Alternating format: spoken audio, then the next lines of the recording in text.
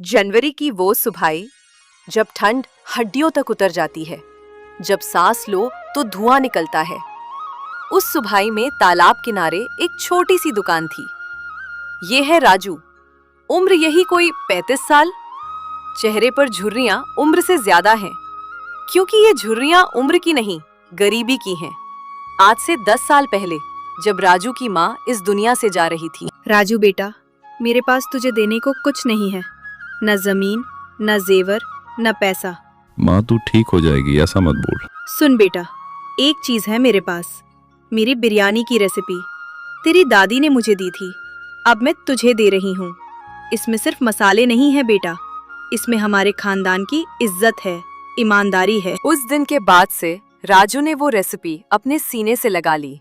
वो रेसिपी उसकी माँ की यादगार थी, उसकी इज्जत थी और उसकी पूरी कमाई भी। सुनो जी, आज तो बहुत ठंड है, एक दिन आराम कर लो। सविता, ठंड तो हर दिन होगी, लेकिन दुकान एक दिन भी बंद रही तो बच्चों को रात को क्या खिलाएंगे?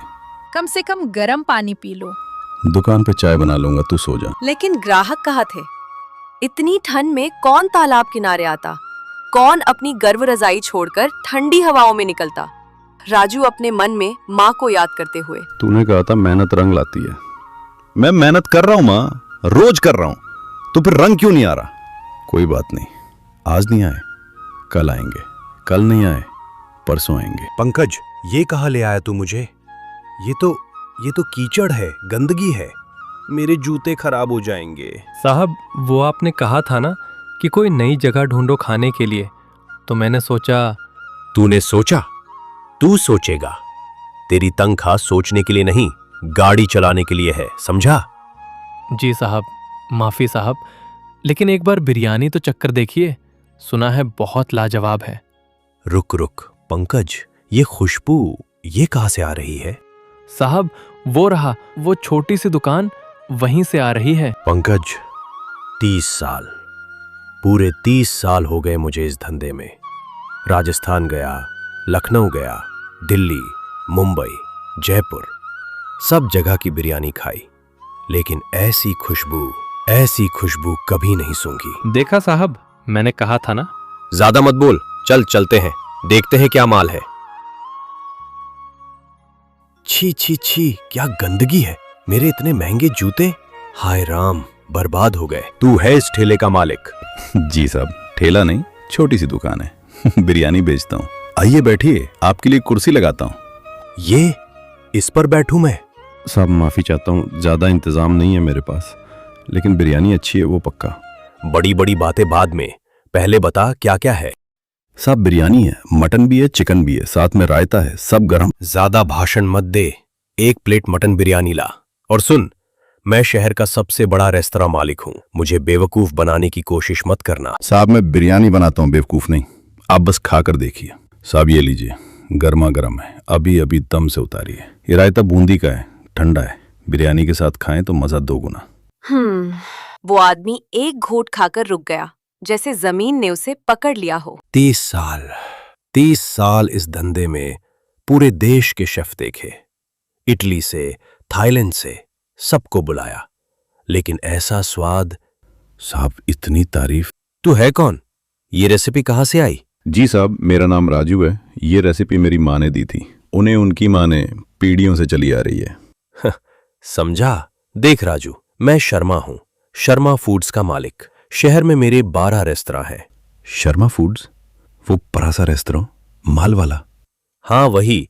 सुन, मैं तेरी रेसिपी खरीदना चाहता हूँ। रेसिपी खरीदना? 5 लाख रुपए दूंगा, कैश, अभी। बस मुझे पूरी रेसिपी लिखकर दे दे, कौन सा मसाला कितना डालना है, कैसे पकाना है, सब कुछ। 5 लाख रुपए। राजू ने इतने पैसे एक साथ कभी देखे नहीं थे। उसके दिमाग में तस्वीरें घूमने लगीं, पक्का मकान, बच्चों की पढ़ाई, सविता के लिए साड़ी। 7 लाख, 8 लाख, बोल कितने चाहिए? साहब 8 करोड़ भी दोगे तो भी नहीं। माँ ने कहा था बेटा ये बेचना मत, मैं उनका कहना मैं ही तोड़ूंगा। साहब माँ कहती थी हाथ में हुनर नहीं, दिल में प्यार होना चाहिए, बाकी सब अपने आप। तेरी माँ बहुत समझदार थी। थी नहीं साहब, है, इस बिरयानी में है। जब तक ये बिरयानी है मेरी माँ जिंदा है। तू जानता नहीं मैं कौन हूं?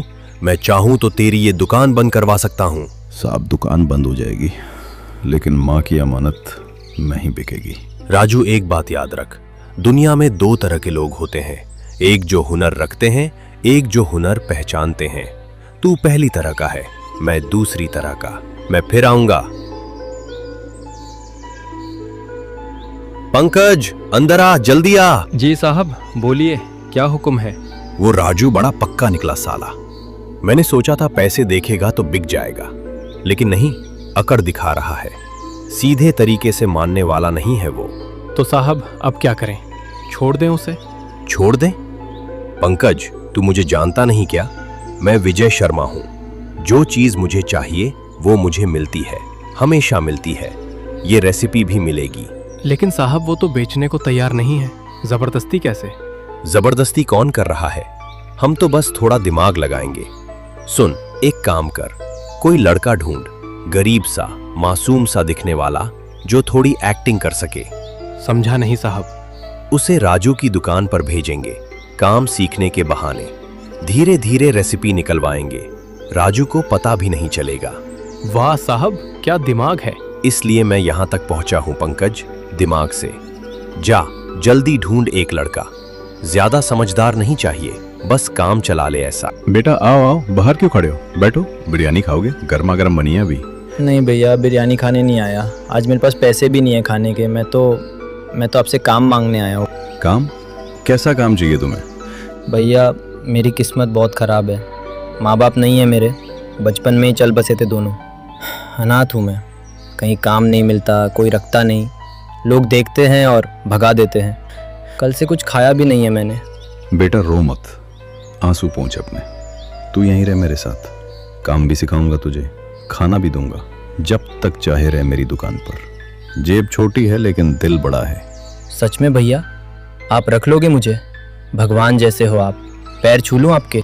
अरे रे, पैर मत छुओ, भगवान नहीं हूं मैं, बस एक इंसान हूं, और इंसान को इंसान की मदद करनी चाहिए। चल उठ, पहले कुछ खा ले, फिर काम शुरू करेंगे। विकी ने धीरे धीरे राजू का विश्वास जीत लिया। सुबह जल्दी आता, दुकान साफ करता, हर बात पर भैया भैया करता। राजू को लगा भगवान ने एक अच्छा साथी भेज दिया। विकी, अरे विकी कहाँ है? अभी तक नहीं आया? कभी तो लेट नहीं होता था। चलो आ जाएगा, शायद तबीयत खराब होगी, कोई बात नहीं। राजू को क्या पता था कि विकी अब कभी नहीं आएगा। उसका काम पूरा हो चुका था। जो रेसिपी राजू की माँ ने उसे दी थी, जो पीढ़ियों से चली आ रही थी, वो अब शर्मा जी के हाथों में थी।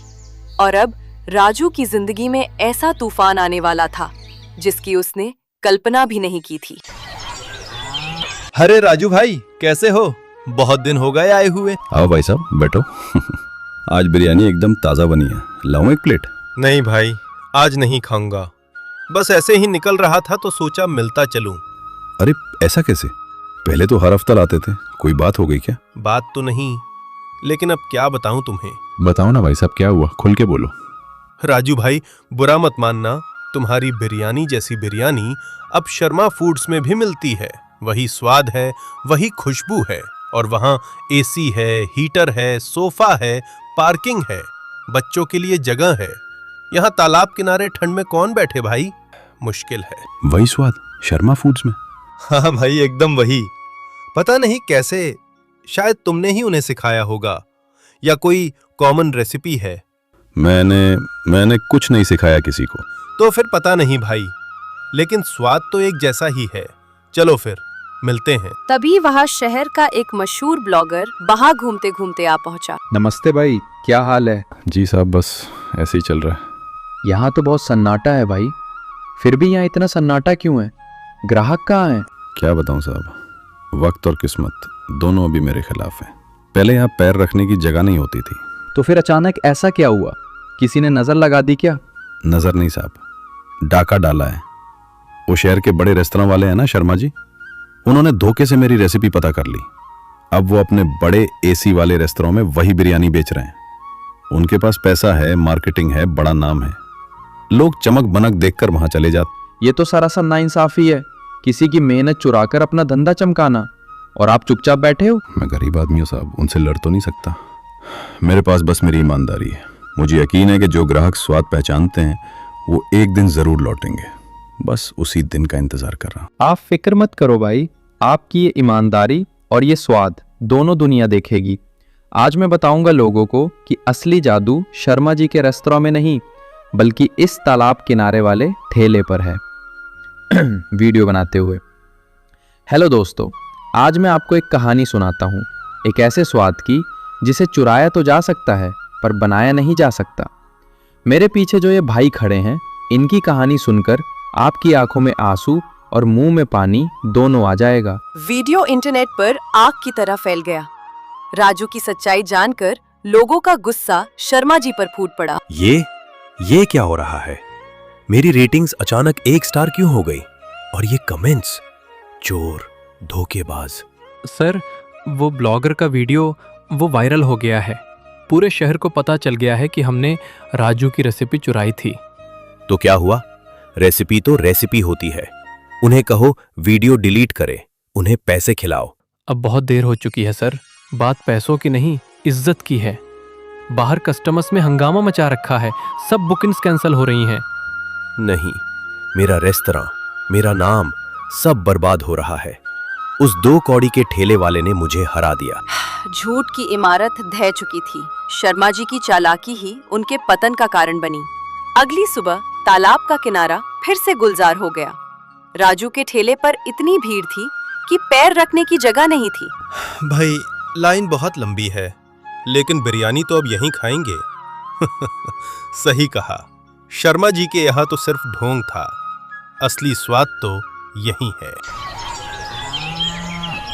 अगली सुबह तालाब का किनारा फिर सजीव हो गया। सच परेशान हो सकता है, लेकिन हार नहीं सकता। अब तो दुकान पक्की करनी पड़ेगी, ठेला छोटा पड़ रहा। हाँ भाई, पर ईमानदारी वही पुरानी रहेगी। उस दिन सिर्फ राजू की बिरयानी नहीं बिकी, बल्कि ईमानदारी का सिक्का भी चल गया। राजू की कामयाबी ने सबको सिखा दिया कि चोरी के रास्ते छोटे जरूर होते हैं, लेकिन मंजिल तक सिर्फ ईमानदारी ही पहुंचाती है।